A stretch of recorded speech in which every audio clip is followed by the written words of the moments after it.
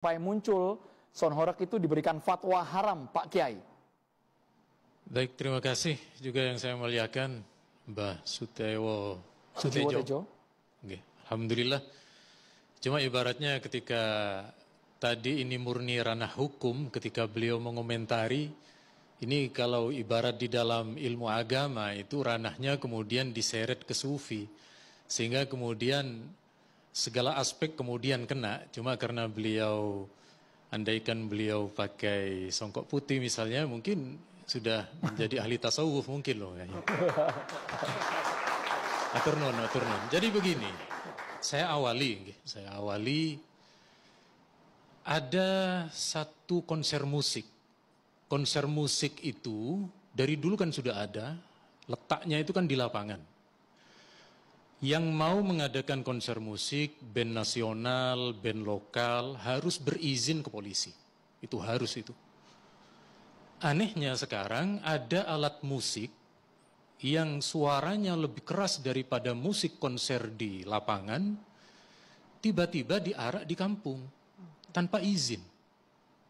Tanpa meminta izin ke kepolisian, tanpa memberi pemberitahuan, mungkin boleh jadi dari Mas David, antara Mas David dengan antara pemilik dengan warga mungkin sudah terjadi hal semacam itu, perjanjian.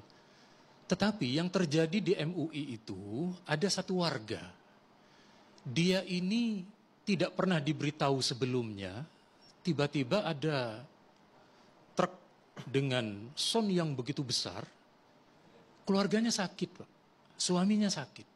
Dengan dentuman yang besar itu. Dengan dentuman yang sekali lagi saya yakin panjenengan yang tidak, meskipun tadi tidak secara terang-terangan menyebut nama musola masjid, itu orang sakit tidak akan terasa seperti suara masjid ataupun musola dibanding dengan 135 desibel. Mereka ini, Pak, keluarga ini, Pak, dia sudah bersuara ke Polres, tidak ada jawaban. Sudah bersuara ke Polda, tidak ada jawaban. Datang ke kantor gubernur melalui biro hukum, jawabannya normatif. Warga mana Pak Kiai ini? Kediri. Kami sudah mempertemukan saat itu, memang. Tapi beliau beda kelihatannya, beliau dari casingnya seperti casing Horeg tadi ya. Mohon maaf, ngapunten.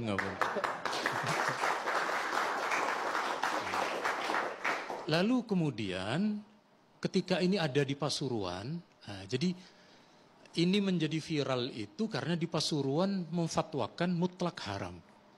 Karena menurut kiai kita yang di Pasuruan itu, Son Horeg dan rangkaiannya itu satu paket. Sehingga haram mutlak. Sehingga kami terjadi diskusi dengan Mas Brewo, Mas David, dan Gus Ali yang lain. Ada konfirmasi. Oh enggak, itu dancer bukan dari kami. Kami murni penyewa Son Horeg. Maka yang awalnya dari Pasuruan itu mutlak haram, karena ini sesuai dengan pengakuan dan juga realitas memang ditemukan, hanya terkadang sekedar lewat saja ini Son Horeg ini. Maka kemudian catatannya adalah seperti yang kemudian sudah beredar itu. Lalu bagaimana dengan Masjid Musola Nuwun Sewu, Mbah, yang sangat saya muliakan, di keputusan Menteri Agama tahun 80-an ini, itu sudah ada masjid musola itu hanya baru boleh membunyikan 10 menit sebelum azan son luar. Setelah itu harus kemudian son dalam. Itu sudah ada aturannya, tinggal bagaimana RT RW setempat dengan takmir melakukan sosialisasi. Kami di Surabaya sudah. Saya dengan FKUB, dengan Polres Tabes Surabaya, dengan Kemenak sosialisasi. Makanya di beberapa perumahan hanya adzan, setelah adzan sudah tidak ada lagi.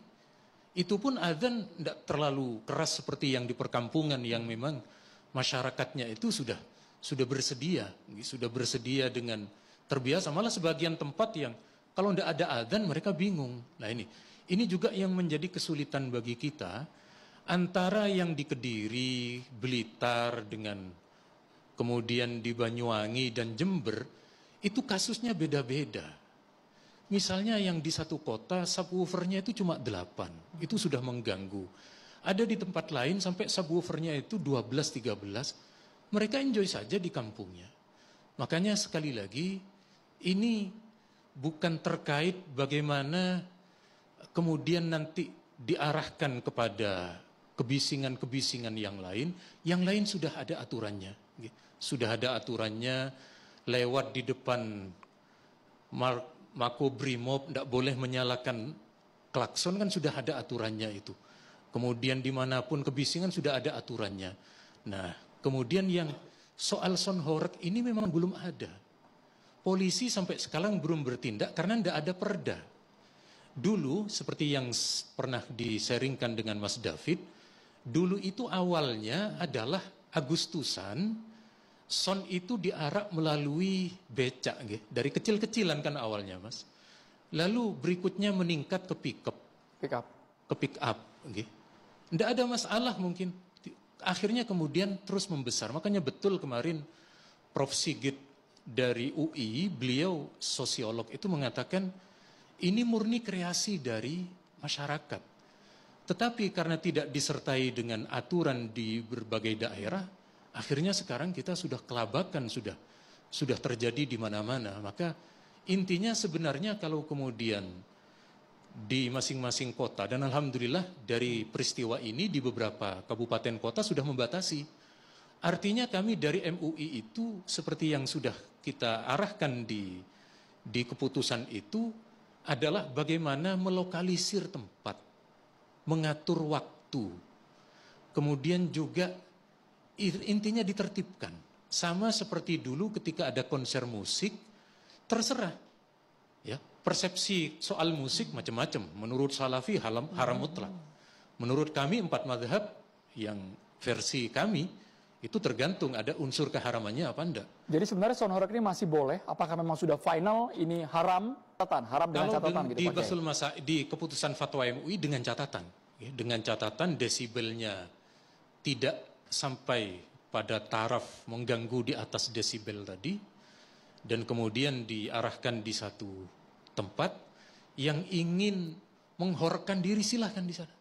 Tapi tolong jangan di masyarakat umum yang ada anak di bawah usia 1 tahun, orang tua yang punya penyakit jantung, orang tua yang pernah menjadi veteran perang ketika mendengar dentuman, di rumah itu kemudian keluarganya yang susah.